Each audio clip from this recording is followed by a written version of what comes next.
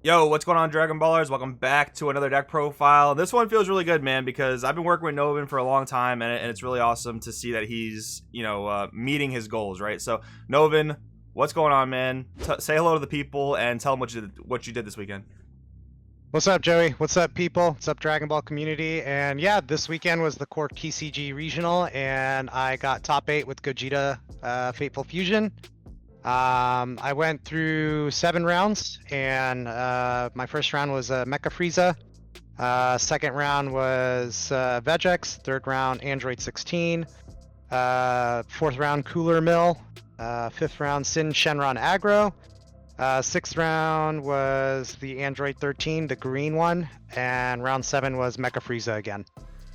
Very cool. Now, I know, just knowing you that Gogeta is one of your favorite characters. That's a big reason why you've been playing this deck, right? But what's cool is like this deck has been doing some things like a rogue level. It's been topping events, been doing pretty well. You took it to a 6-1 finishing record by the end of the tournament. You actually went to the final round. Really surprising you got dropped down to 5th place. But regardless, I mean, you went to the final round of the tournament at 6-0 and just had an excellent run with the deck. So, besides just, the fact that it's Gogeta, what do you like about the deck as opposed to, other decks in the meta at the moment? Yeah, I think I really like it because it's a ton of fun to play. Like the combos and the sequencing that you can do with this, it's a ton of fun. And I also think like with proper sequencing, it can be a higher capped skill wise deck, but it's a ton of fun to play, man. Like a lot of the cards in the deck are really good, and it just does the right things, and it's really good against a lot of the meta decks. And we'll go through the tech cards that I put in, but it's just a really fun deck to play. Very cool. All right, let's start seeing the main deck. So we got our 4 Unisons and our 4 Supreme Kai of Time, summon from another dimension. So it is really cool in this deck how you can just like, because you warp the top 5 of your deck every turn. So warping Supreme Kai of Time allows you to get your Unison in play for free. That's really good. And you decided to play Heroine's Lineage. So me and you discussed a lot, talking about Heroine's Lineage versus Supreme Kai of Time. We basically just said, it comes down to the pros and cons. Like, do you feel like you need the board wipe? Then you play Kai. Do you feel like you just need that kind of like sneaky win con? You go with Heroine's Lineage. So in the end, you went with Lineage. So what made you go with Lineage in the end, and how did it work out for you?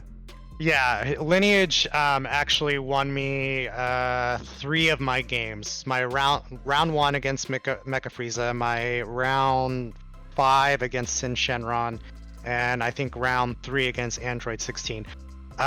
Look, both secret rares are amazing, and you can't go wrong with either of them. I think the main reason I went with Lineage is because my deck has pretty decent removal and can get rid of Unisons pretty easily. And so I just felt like Lineage was more valuable in playing a little bit more defense and stealing a battle card and trying to end the game that way. The other reason that I picked Lineage over Kai is that if I lose the dice roll, right, and it's a best of 1 format, so aggro is a thing. If I lose the dice roll against my opponent, then the Kai is dead in my hand. I can't play it because I'm at 2 energy and my opponent's at... Lineage allows me to kind of cover the aggro-ness of this meta and best of 1 format if I lose the dice roll and I'm able to steal my opponent's cards. So that's the main reason I went with Lineage.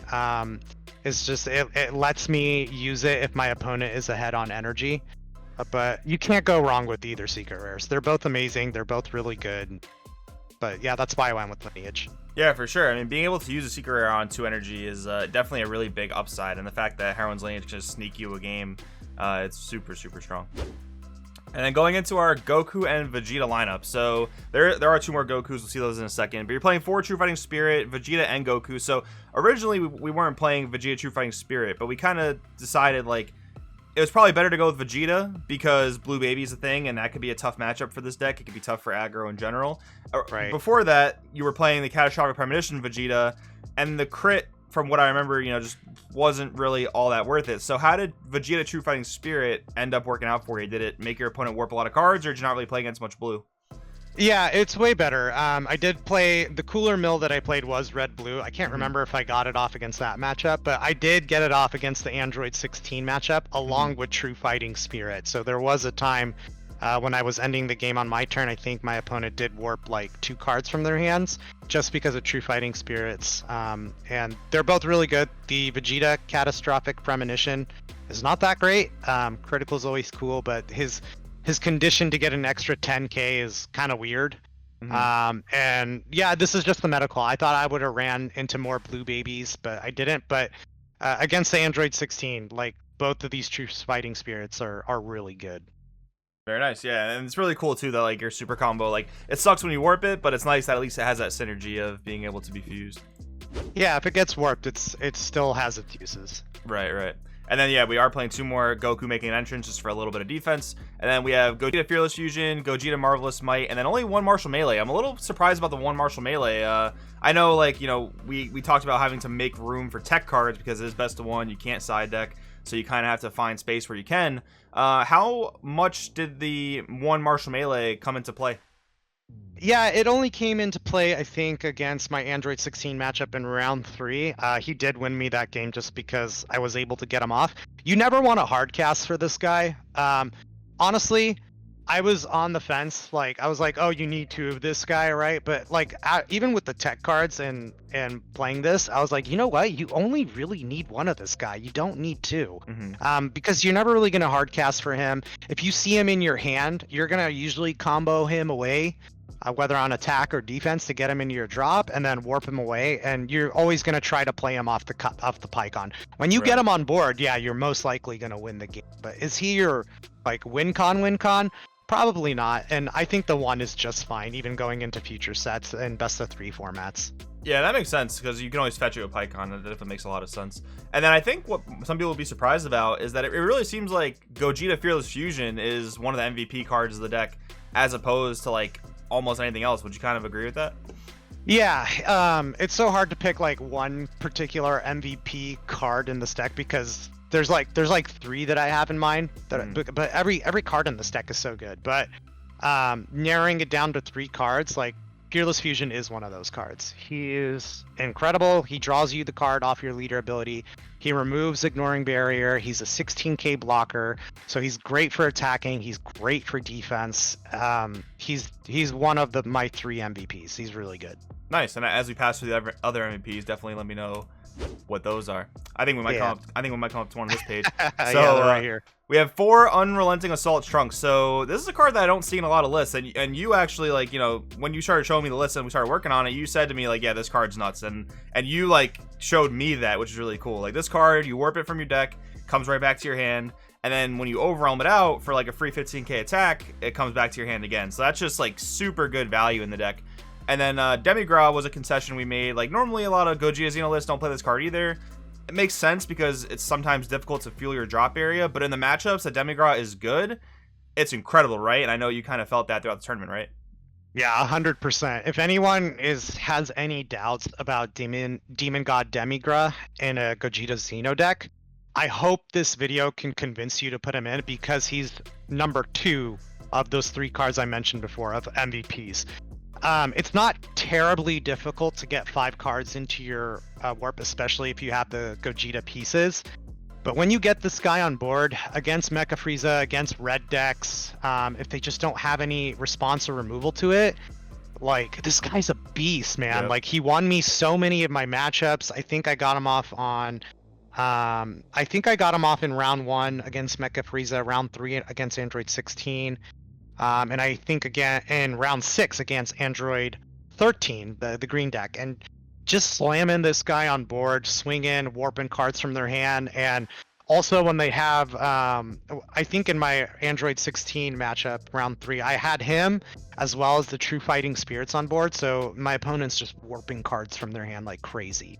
The Unrelenting Assault Trunks, a lot of lists play the Time Regulator. Time Regulator is good, like the draw 2 and warping 1 from your hand is great, but if you warp them off your mill, then it's like, okay, then I don't get to see him. The Trunks is a guaranteed draw every single time when you warp him from your deck, right? And he is playable every single time, every single turn. It's live all the time. It's a 5k combo that's always in my hand. And he procs the other MVP, the 3rd one here, which is the Super Saiyan 3 Tag Team Gohan. Every time the Trunks comes back to your hand, you can proc the Tag Team Gohan. Tag Team Gohan can also be procced off your Marvelous Might Super Saiyan 3 Gogeta. So he's my other MVP. An extra 15k on board on my turn once I bottom deck my SS3 Gogeta and getting Gohan on board, that's an extra 15k attacker.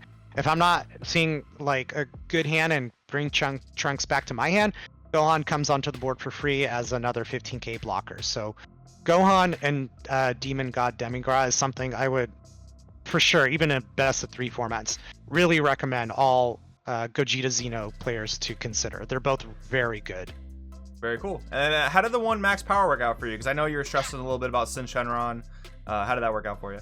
Yeah, Sin Shenron is our worst matchup. Whether it is the aggro version or the control version, I ran into one on round 5 against Eric. I forgot his last name. He played the aggro version, and this is the only time I used max power Kamehameha, and I'm so glad I teched in 1, because I think he went first. On his turn 2, he had the 8 drop out already, and I think he copied his Rage Shenron, the 2-drop critical one. Mm-hmm. So when it came to my turn, I actually mulliganed this card very hard in that matchup, and I got it. And so I used it, got rid of his 8, and that really helped me win the game, as well as the Heroine's Lineage. I took control of one of his Rage Shenrons, and that helped me get an extra 15k crit attack and go for game. But max power Kamehameha is specifically for Sin Shenron. Doesn't really help too much against anything else. Maybe Dark Broly a little bit, but once the tournament pack Gogeta comes out next set, this guy will definitely go into the sideboard. Yeah, because that guy serves the same purpose, just pretty much straight up removes whatever you need to remove, right? So it definitely makes a lot of sense. And then we have 2 power bursts, 1 protector of the people. So before this, you were playing a lot of negates. It was like 4 power burst. It was the 2 making an entrance. And there might have been 1 or 2 others in there, but we kind of trimmed down the negate lineup, and I think it kind of made sense because you're playing a more aggressive deck, so I don't think you want to have like a handful of negates, right? So I know you brought up the idea of the Protector of the People, and I know you were very happy with it. How did this negate lineup work for you? Yeah, round 2 I was playing against Dahan on his Vegex deck, and I think I stopped one of his turn just because of Protector of the People. I mulliganed hard for it again on that matchup, and I did get it, and I think his turn 3, and he passed it to my turn 4.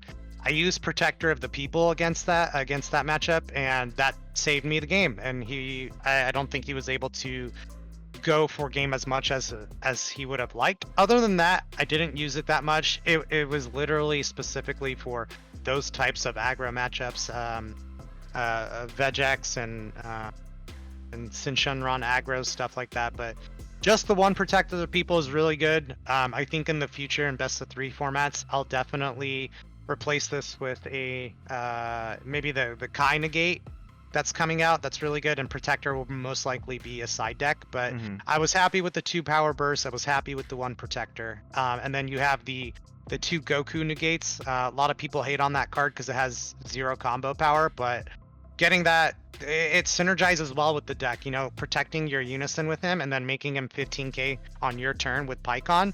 It's really good. But yeah, Protector won me that game against Vegex, I feel like. And then how did Super Command work out for you? Because this is a card I've heavily been recommending people tech in black decks for best of 1 because it just answers so many floodgates. But how did it work out for you? Yeah, it was awesome. Super good in best of 1. Even in best of 3, I think I may even keep it because it's that good. It's good against topos.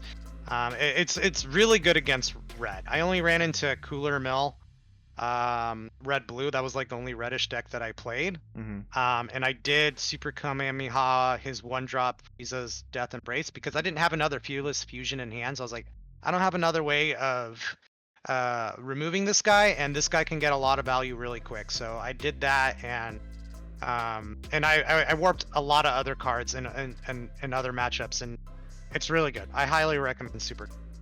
Very nice. All right, Novin, so that's pretty much gonna wrap up the deck profile. I do appreciate you taking the time with us here. Any shout outs you want to throw out here at the end?